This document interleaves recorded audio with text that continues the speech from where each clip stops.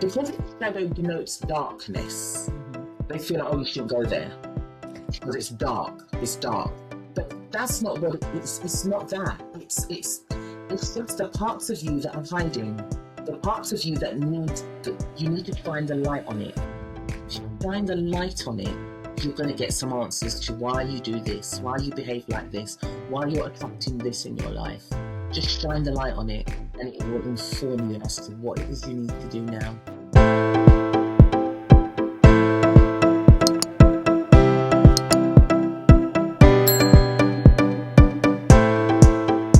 Today's guest is my dear friend and the fabulous Angel Abitha Chi.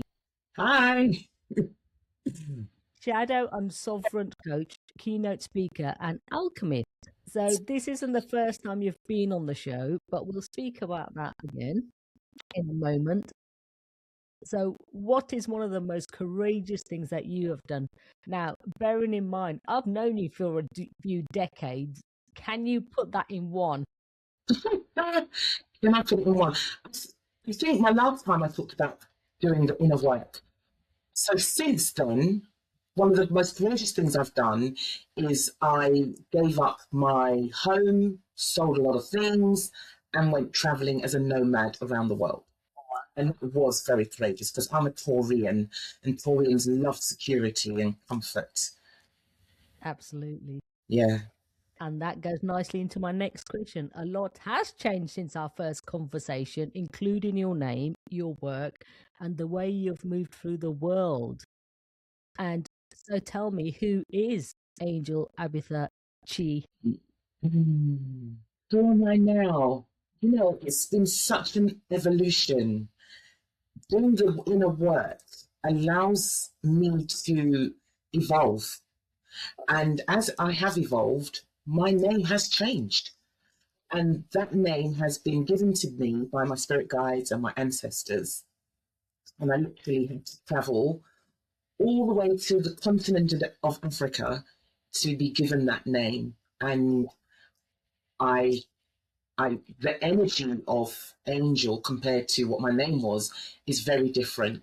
And so I'm walking in that energy as a messenger from spirit, as an earth angel, I guess, spreading my light more than anything. Yeah. And that's really interesting because not only have you been on the show before, Mm. you were my first guest. Yes, I was, wasn't I? I felt safe doing it with you, so I thought, let's give it a go. Yes. Thank you so much. I'm just so proud to see how far your podcast has come along as well, Anita. It's just amazing to see. I'm so proud of you. Thank you. Yeah.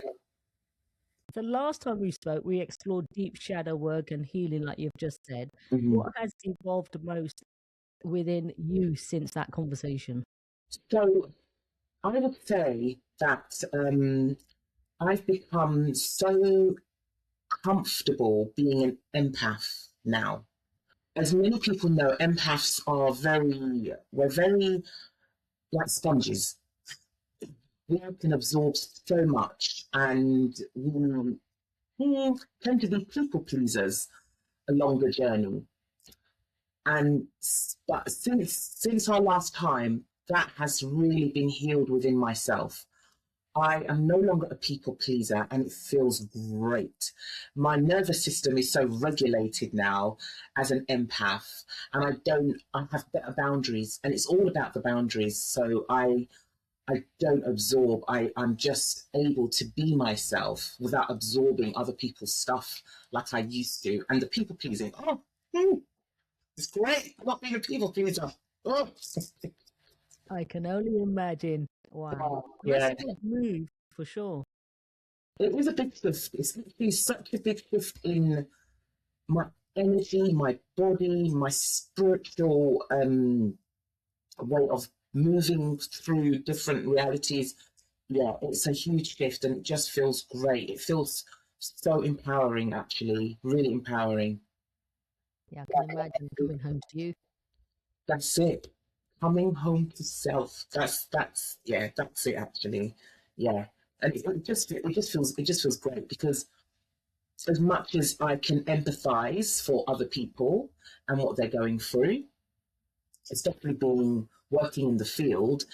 I don't have to get in their stuff. I can just sit back and allow them their own process and just facilitate their healing, but also take care of me. It's also about really taking care of me and my sensitivity, but and not seeing my sensitivity as a curse, because that's what a lot of empaths feel.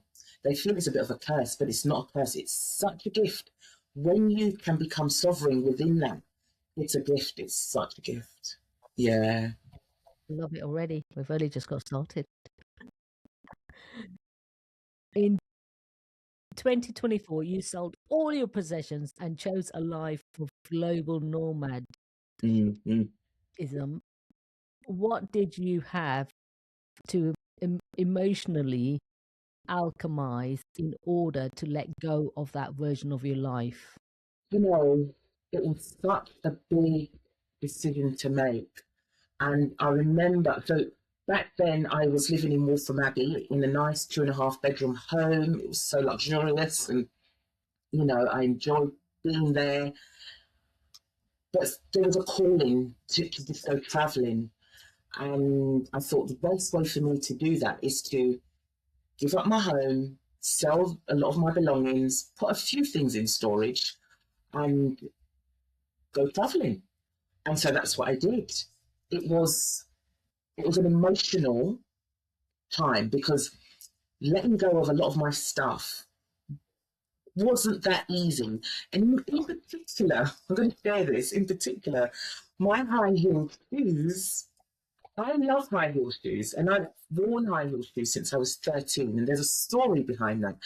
And when I put all my high heel shoes in, I put them in a black bag, bearing in mind, since COVID, I hadn't hardly worn high heel shoes because it was a struggle, but I still had them in my wardrobe.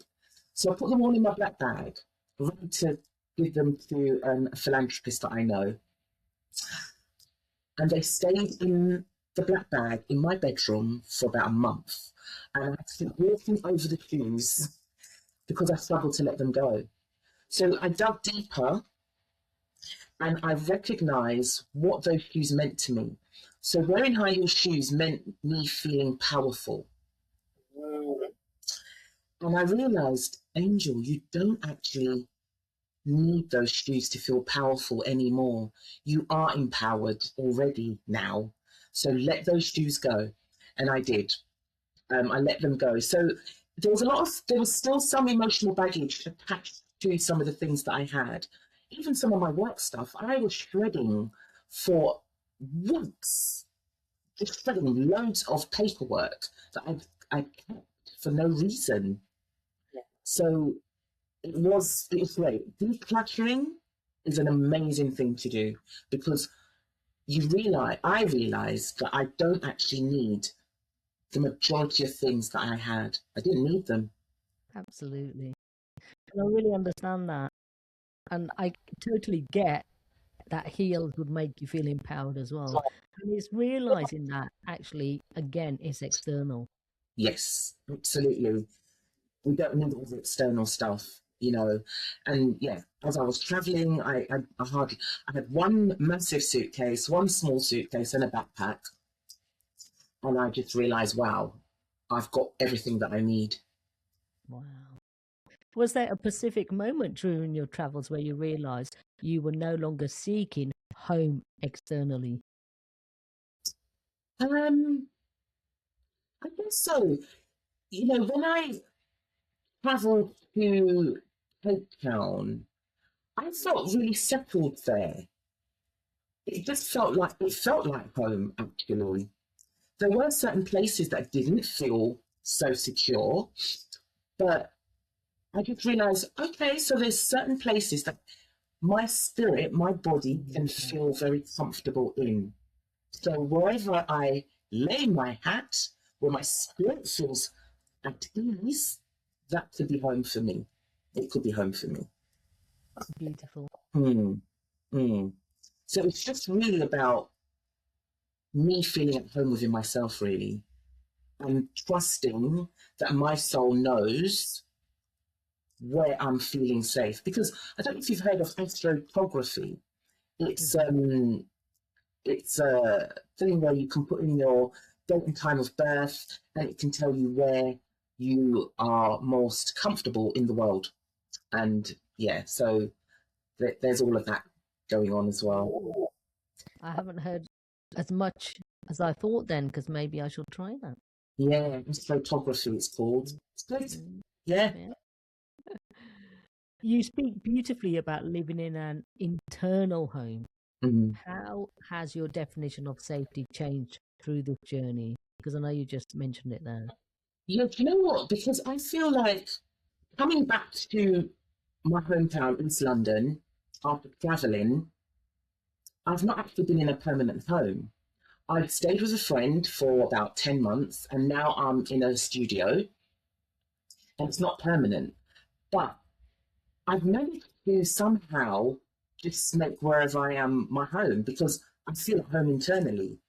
I don't feel like I need to be confined to very, very familiar four walls because I'm comfortable.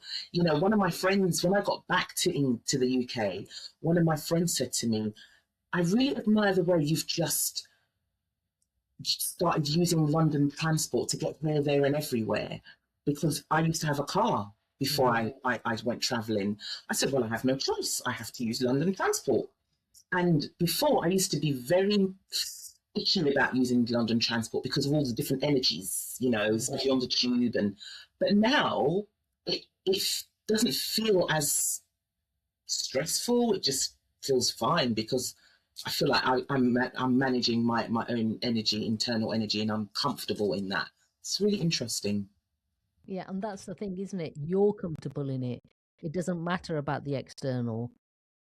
You're just doing your thing. Whatever's going on is going on. Yeah, yes. And I remember I remember always wearing crystal. I still wear crystal because I just love crystals. But a lot of the time I was wearing them for protection, especially if I was going out. I'd always put on a big chunky crystal, or I'd always have a crystal in my bra. But now I don't actually use my crystals for that going out. If I'm wearing crystals, it's because I just like them. So I don't rely on that because I remember getting a message from Spirit saying, you are the medicine.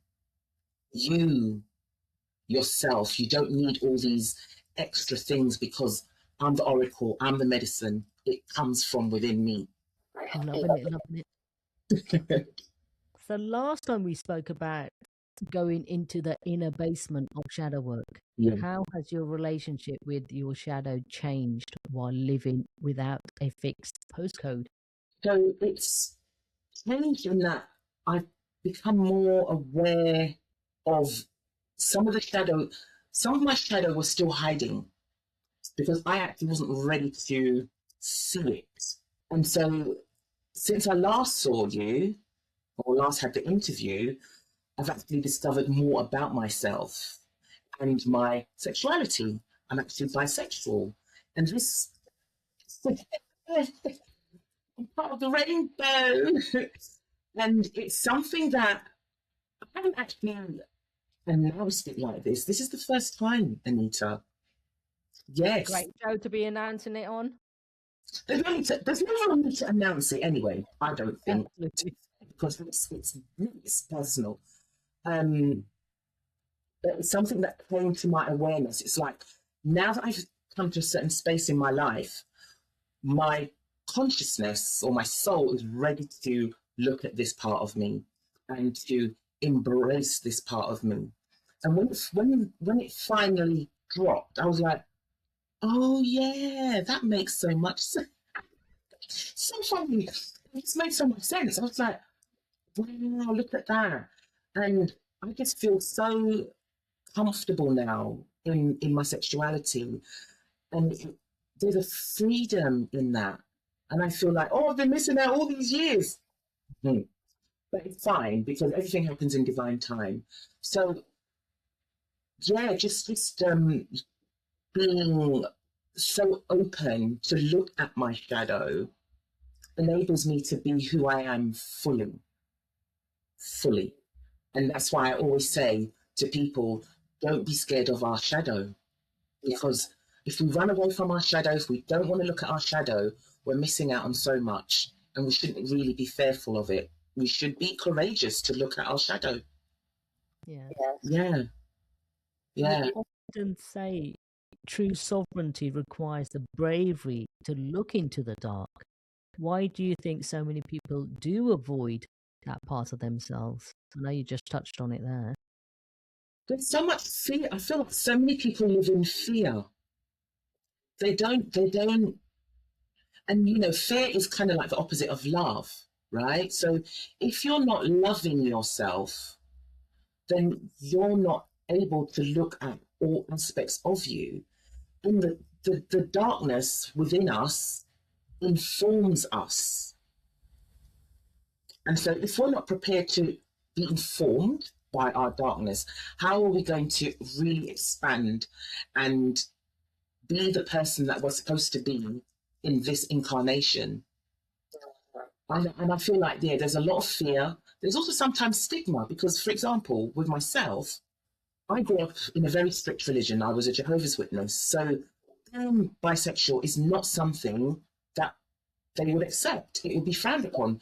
So part of my psyche was definitely hiding that aspect of me because of all the religious dogma and brainwashing that I received. But when my brain or my subconscious was ready to accept that, and because I was open, this is the thing, being open-minded. Be open-minded. Let's not live in fear because fear gets us nowhere. It just keeps people stuck in the same old routine, the life that one doesn't enjoy. You know, I always say, whatever you want is outside your comfort zone. Let's not live in that comfort zone. Couldn't agree more. And absolutely, even for me, you know, being gay in Indian culture, it's not done. Like I said in my first interview, Yeah. like Beckham, the movie, you're Indian, you can't be gay. Yeah. I mean, it was brilliant. Anybody that hasn't watched it, do go ahead and watch it. I love that film. Yeah. Yeah. It's yeah. There's I always say when you are able to do this work and look at your shadow and heal the shadow and be informed by it, it's you see the miracles start to happen in your life. Yes. So how do you maintain sovereign power and self-trust when everything around you are constantly changing? And that's such a big question, you know, because even now things could be better, right? There's a lot of uncertainty right now in the world. There's a lot of chaos going on. We're really shifting into a new paradigm. But because I trust myself and I trust that I'm on path with my purpose, I'm just holding faith. I'm just holding faith. I take a leap of faith. You know, my work has changed. But I'm trusting the universe. I'm trusting divine source that what is for me won't pass me by. And another thing on a more practical level, I maintain my boundaries. And that's the one thing about being sovereign is about your internal boundaries. The more I have my own internal boundaries, the easier it is for me to maintain those external boundaries with people, places, and things. So looking after myself, like radical self-love. You know, the past year or two, I've really been focusing on looking after my body. I've spent many years doing the mind and the soul and on and off the body. But in the last couple of years, I've really been focusing on the body and becoming more embodied as a spiritual being having a human experience. Because there was a part of me, to be fair, that didn't like being human.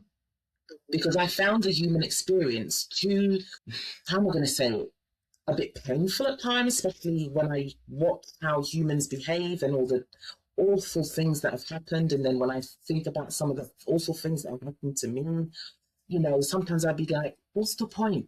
I don't like being human. But that got me nowhere. It got me nowhere. So really becoming embodied and accepting you are a spiritual being. Yes, that you're having a human experience. Enjoy the human experience and just heal, just keep healing those things that, you know, can get in the way. Yeah, for sure. It's so interesting because it is tough. And especially if you come from where you keep having trauma and trauma and trauma, and you kind of think, yes, it's painful. So I can totally understand that. It's different now. I'm kind of enjoying the human experience and all that it offers now. I did go through a really tough time especially when I got straight back from traveling. My brother passed away, my younger brother, and yeah, thank you. And that was one of the most painful experiences for me. But I worked through it. I went back into therapy to deal with the grief and came out a lot stronger, actually, a lot stronger. Do you know what? I sometimes say that when a loved one dies, they they create something for you. It's definitely always a more capacity for love, and because I see grief as limitless love, Mm-hmm. limitless love, and from my brother's passing, I grew a lot, yeah, and it was just, yeah. That's amazing, really amazing. And to be put put it into words like that, because that's really courageous as well. You're really seeing the positive of everything and being able to embrace it Mm, and yeah, not shy away. I mean, we all get emotional, we all get upset. Of course we do. yeah. But this is really a great thing and a great approach to it as well. I think so, and I think that in our society we don't we don't hold enough space for grief. Mm. You know, if you're working in a 9 to 5, you're lucky if you get a lot of time off to grieve your loved one. And sometimes some people say time is the healer. Not necessarily. It's what you do in that time as to whether you're going to heal from that grief. Many people are still holding on to grief because they haven't processed it. But when you process that grief, it can bring about amazing results. Yes, I was devastated. I was, I'm not even going to say angry. The rage that came out of me when my brother passed, ask my friends. Ask my friends, they will tell you. But I processed it. Missing dearly, absolutely. Feeling teared up now. But yeah, I grew from that experience, and I know he's with me. I know he's with Absolutely. Absolutely. And that's the thing, it gives us comfort. And the spirit's still here. I'm a true believer in that. me. Yeah, yeah. Spirit lives on. Yeah. Yeah. As someone who works with sensitive and intuitive women, Mm-hmm. how has traveling the world reshaped your understanding and leadership in loud and demanding world? Because I obviously, from my lived experience, I know what it's like to be an empath, and to also be a leader, but not a leader that has been visible enough. And I feel like there's a lot of sensitives out there who are leaders in their own right, but they're hiding. And so working through a lot of the shadow stuff has helped me to see that there's certain aspects, like for example, the um, the masculine the masculine aspect of us. If that is wounded, it's going to be very difficult for you to be visible. And so I'm recognizing now that many sensitives are in a loud world, but they're not seen, they're not being seen, they're too scared. Their nervous system isn't regulated so that they can be seen, and but they need to be seen. And so this is the kind of work that I'm doing now, looking at the masculine, the feminine, the mother wound, the father wound, the inner child, all of those aspects needing to be healed so that you can really truly be sovereign in your own right. And until those aspects are healed, integrated, working together in harmony, it's not going to be easy. So I'm very passionate about this type of work because I feel like many empaths, many sensitives need this because they're struggling in this really chaotic, loud, harsh world, feeling really sensitive and struggling, just struggling on a day-to-day basis. So yeah, this work is special. I think it's special work. It's needed as well. It's definitely needed, and like you said, integrating all the parts. I think that's the thing, is actually allowing you to emerge them all together. Absolutely, absolutely. Because there may be times when one is doing the work, doing more work. Like for example, as a people pleaser, my feminine energy was doing too much, nurturing, nurturing everybody, being there for everybody, just that motherly love. And, I remember once my daughter, on Mother's Day, she's called me the mother to all. She's like a mother to all. And I bless her for that. But actually, now, because I have better boundaries, because I've healed that, and I'm allowing my masculine energy now to come in and take more action, and they're integrating and working together. You know, I remember, when was it, in 2023, I think it was, I wrote a letter from my masculine to my feminine, and a response from my feminine to my masculine.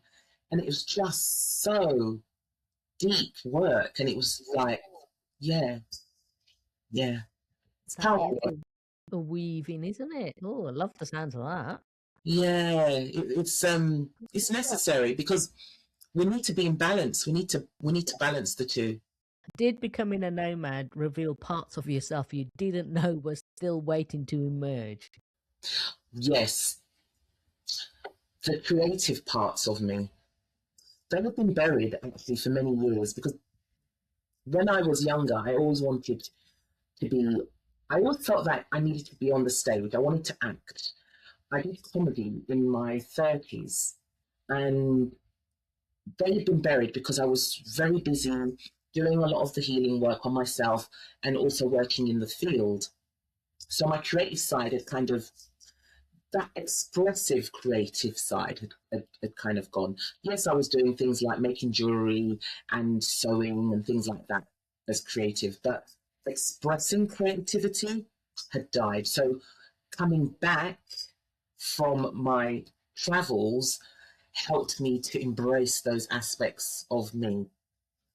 Yes. So when I got back, I kind of went on a sabbatical, still doing some of the healing work, actually thinking that I wasn't going to be doing it anymore, but still had better plans. And I kind of plunged into creative stuff. So I've done some modeling, I've done a bit of stand-up comedy, poetry, um, and voiceover work, those sorts of things. And it's made me realize that actually I do belong on a stage. um, and funnily enough, Spirit came through, got some messages saying, use your voice to heal, Angel. Use your voice to heal. And I realized that I need to be a public speaker, like really focus on that, because I have done public speaking in the past, had very good feedback, and now I'm stepping forward now more so as a public speaker and really speaking into people's souls and the message of healing, the message of awakening, the message of evolution and all of that kind of stuff. That's where I belong. Of course. And I can actually see that with you. I've known you for like about 2, 3 decades now, and Yeah. yes, I really can. And that's your happy place. Even I can see that. You know what it is? It is. I feel like when I'm in that space, I feel more fulfilled. It just feels like, yes, this is how it's supposed to be. Um, so yeah, that's what I'm pursuing now. Well done. Yeah. This next question It's really interesting actually, because I know I'm striving to have a life where I don't have to escape. And what has this season taught you about yourself about freedom versus escapism? Yeah. You know what? It's so interesting because I could have looked at my travels as escaping, but I wasn't escaping because even coming back, that took a lot of courage because coming back and being in a liminal space, not having somewhere permanent, that takes a lot of courage too. And so escaping is when you are trying to avoid things. Of you might be trying to avoid your own shadow even. You might be avoiding responsibility. And if you're trying to escape, it's not going to work. Even in terms of not wanting to be human, I was trying to escape that because living more in my head and it doesn't work. But having the freedom is so much, it's so different. It's like I have the free, because I feel so embodied, I have the freedom to be wherever I want and do what I want at any given time. But I'm still grounded in reality. Yeah.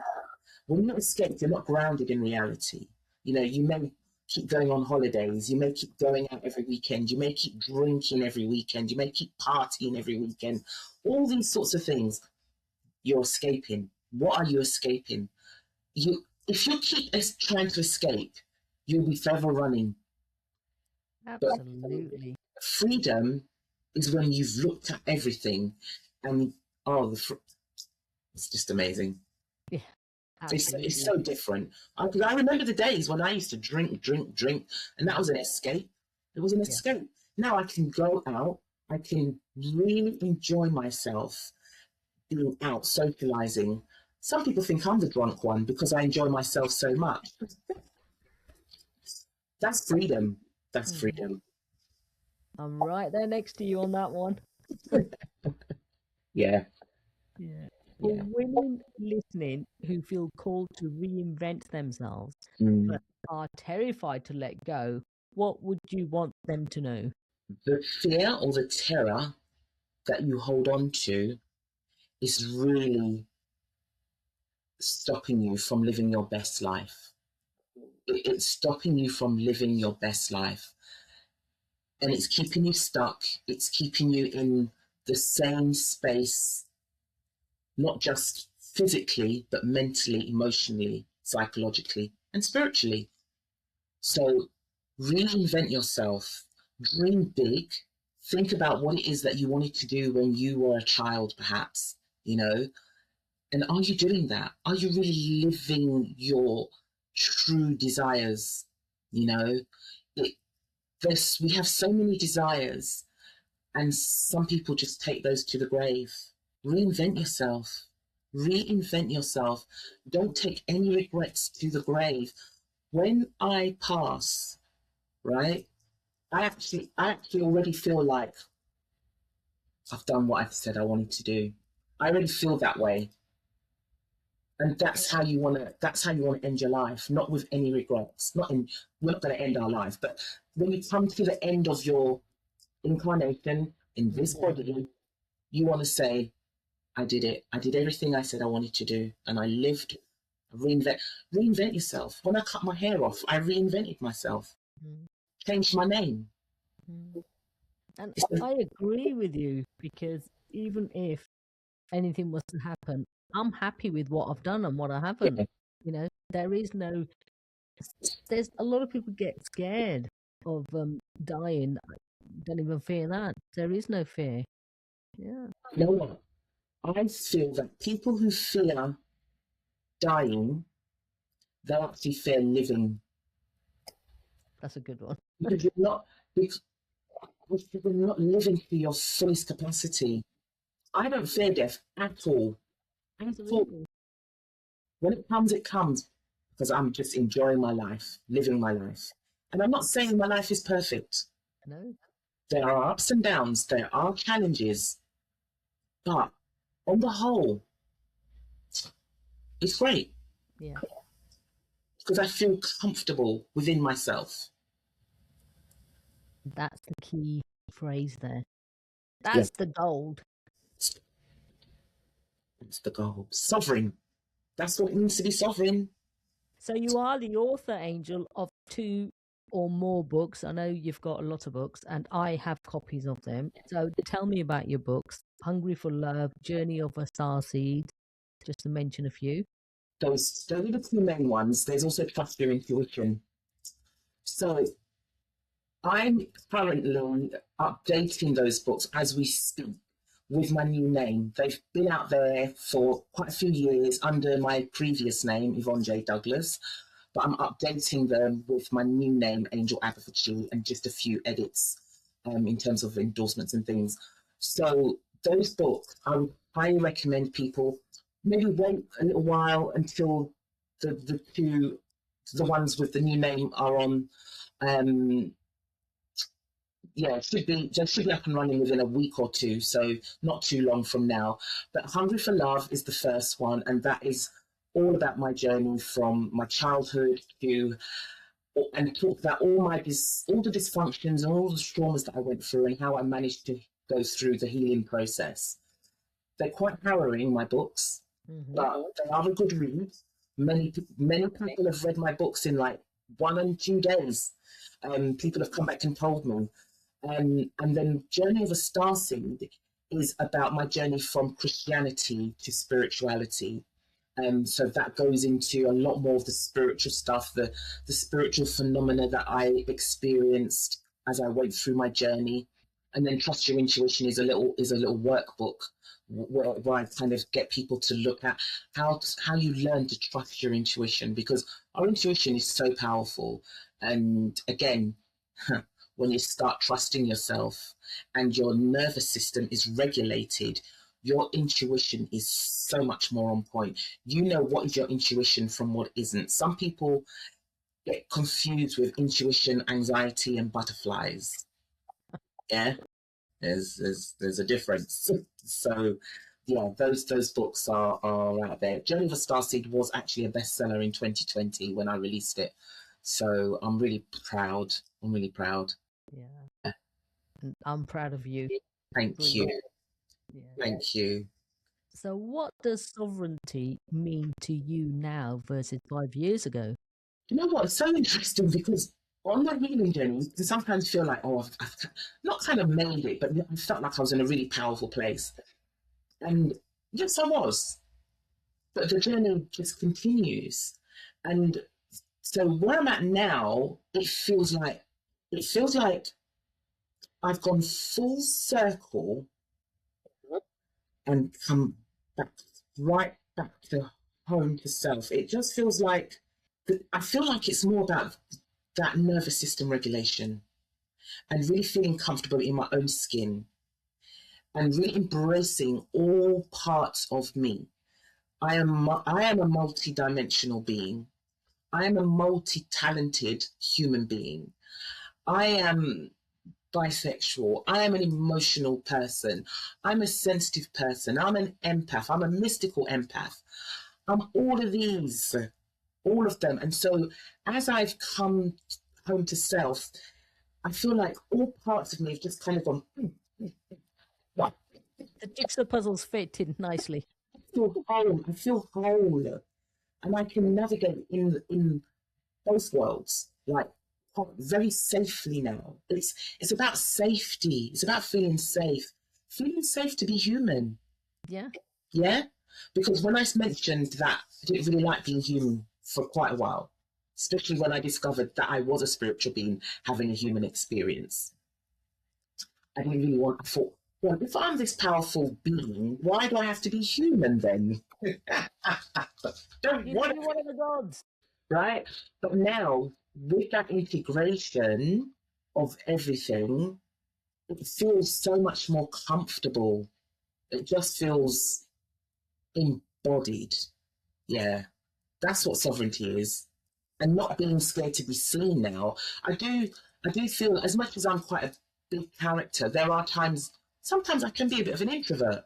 And I feel like there have been times when I've been hiding, and I've not been when I look at some of the things that I used to talk about way back when, I used to think people aren't even ready to hear this. It's But so now, true, though. yeah, no, I've been talking about a lot of spiritual stuff for the past decade or more, but everyone's talking about it now. So now I just feel like, yeah, I'm ready to be seen. I'm here for a purpose, and I'm going to see that purpose through. Absolutely. Yes. Yeah.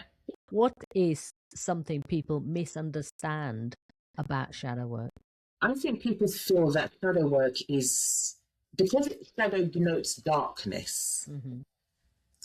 They feel like, oh, you shouldn't go there because it's dark. It's Yeah. dark.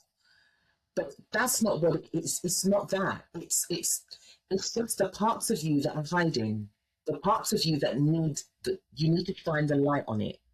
If you shine the light on it, you're going to get some answers to why you do this, why you behave like this, why you're attracting this in your life.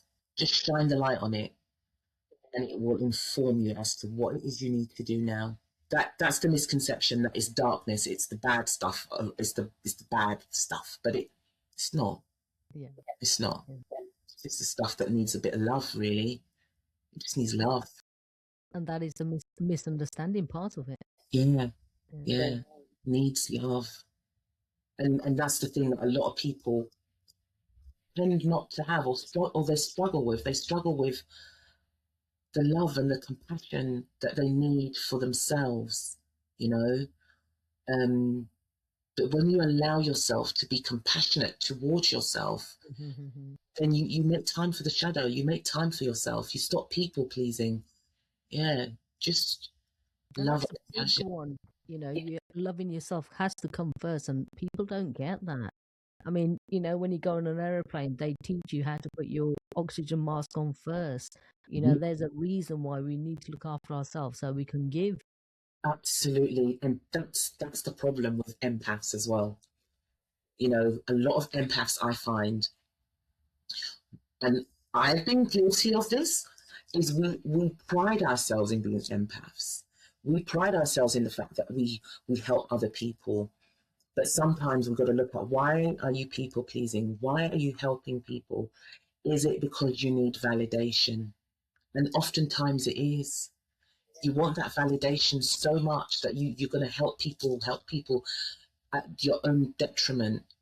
But when you don't need that validation because you validate yourself, it's a different ball game. It's a different ball game because ultimately, people pleasers start resenting. Yeah. You do start to resent, and that's a key as to, now is the time for me to do the work. When you're at that point of resentment, start doing the work. Brilliant. I love that. What is one thing nomad life has taught you about human connection? Do you know what? No matter where you go, you take yourself with you. And if you're able to connect to yourself, if you're really truly connected to yourself, you can connect with anyone in the world. And even if there's a language barrier, Yeah. love is what, you know, carrying that love around enabled me to just connect with people everywhere and just enjoy the experiences. You know, human beings, we are amazing to a degree. There's my sarcasm coming in. Yeah, traveling just helped taught me that, yeah, human beings are amazing, and that love, that heart, as long as you've got that going on, you'll be fine. Absolutely love it. Yeah. If there was one key takeaway you want every listener to walk away with today, what would it be? Be open minded. Just be open minded. Because when you open your mind, you grow. You're willing to learn, and you will grow, you will expand. Open your heart. So the word is open, yeah? Be open. Not too open so that the boundaries are, Yeah. but contain your boundary, but open your heart. We're living in a time now where it's it's going to be a heart centered world. Absolutely. Connect with your heart, open your heart, heal the heart from anything that has hurt you so that you can open your heart. Fantastic. Definitely want to know that. So where can the listeners find you online, your book, and connect with your work? Okay. Angel. So Angel Abitha Chi.com is my website. I'm on social media platforms as Alchemic Angel. Alchemic is spelled with a K, not a C. And I have a Substack as well, Angel Chi's Substack, where I write stuff and put some audios as well there, some meditations and things like that. So yeah, just maybe just Google me actually. I mean, all the links will be in the show notes as well. So Right. listeners, please do go ahead and connect. Mm-hmm. Yes. So yeah, I'm there. I'm here. So if you want to book me to speak at an event, I'm here for it. Thank you so much for coming back and sharing this next chapter of your journey with us. Watching your evolution from our first conversation to where you are now is incredibly powerful. And I know your honesty, wisdom, and courage will deeply resonate with so many other listeners. So thank you for the work you do, for the truth you share, and for the way you inspire people to trust themselves more deeply and live more courageously. I truly want to acknowledge you for the difference you're making.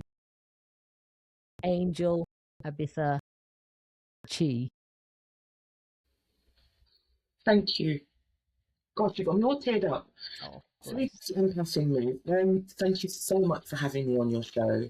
I yeah, just thank you. just You're great. heartfelt. Yeah, Yeah. thank you. And we are all about create the courage to be fearless podcast here. What is your definition of courage? My definition of courage is having the willingness to be unbound, yeah, and to not let fear restrict you and limit you in a boundary place. So trusting the journey from trauma to sovereignty, from people pleaser to sovereignty, just trusting that bridge. That's what courage is for me.